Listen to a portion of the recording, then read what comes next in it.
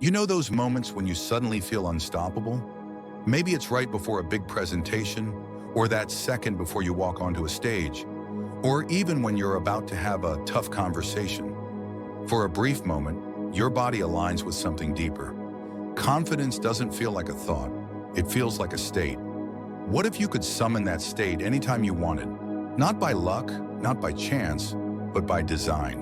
That's what anchoring is. It's one of those hidden psychological tools that few people talk about outside of performance coaching or NLP circles. Yet it's something the world's best athletes, speakers, and leaders use instinctively. It's how they flip the switch from doubt to power in seconds. Let's rewind for a moment. Imagine Muhammad Ali standing before a fight. The way he moved, the rhythm, the confidence. It wasn't just arrogance. He had conditioned his mind and body to associate that motion, that stance, with victory. The moment he slipped into it, his brain said, "We've been here before. We know what winning feels like." That was his anchor. Anchoring works on a simple principle. Your brain ties emotions to experiences through repetition and intensity. Think about a song that instantly takes you back to a memory. A breakup, a road trip, a childhood summer. The song hasn't changed, but the emotion floods back. That's anchoring in action. You can use the same mechanism deliberately to summon confidence, focus, calm, or motivation. Here's how it works. You choose a gesture, something simple and repeatable. Maybe clenching your fist, maybe touching your thumb and forefinger together. Then you recall a peak moment from your life, a time when you felt completely confident, powerful, and alive. Not just remembering it, but reliving it.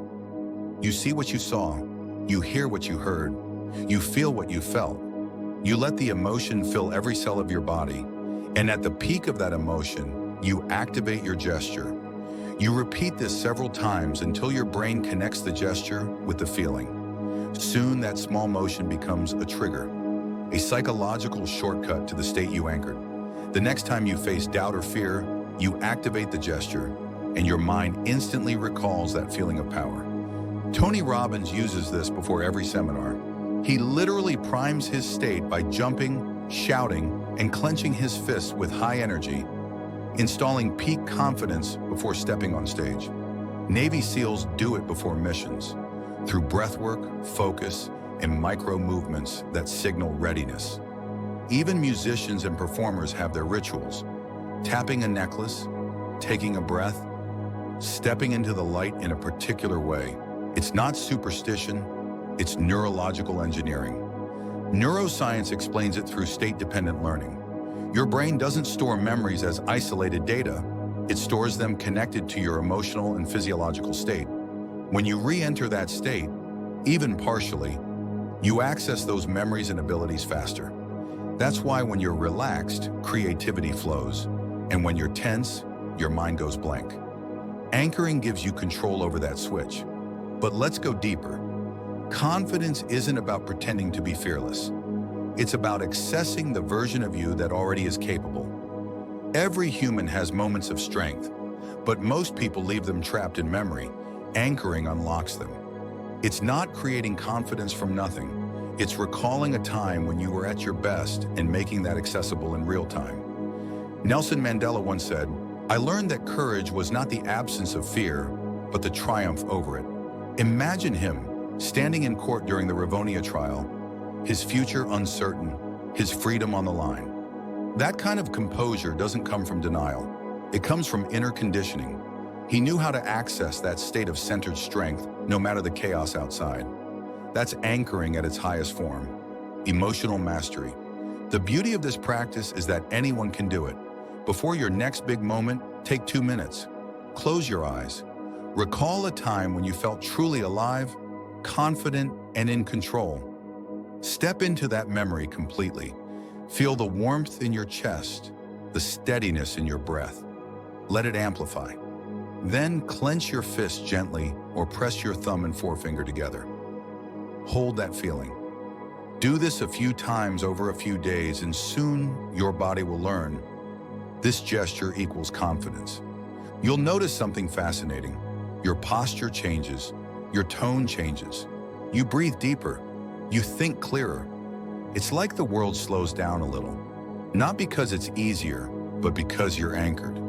The next time you feel nerves creeping in, before a meeting, an interview, a confrontation, don't try to think positive.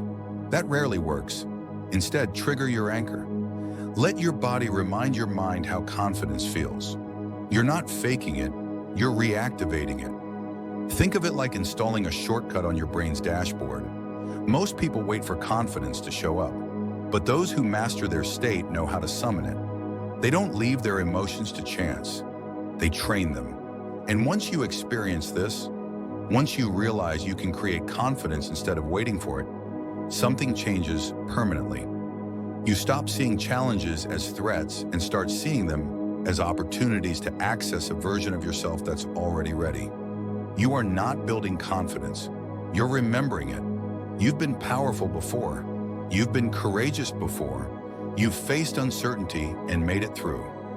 All you're doing now is giving your brain a signal, a cue, to bring that version of you to the surface whenever you choose.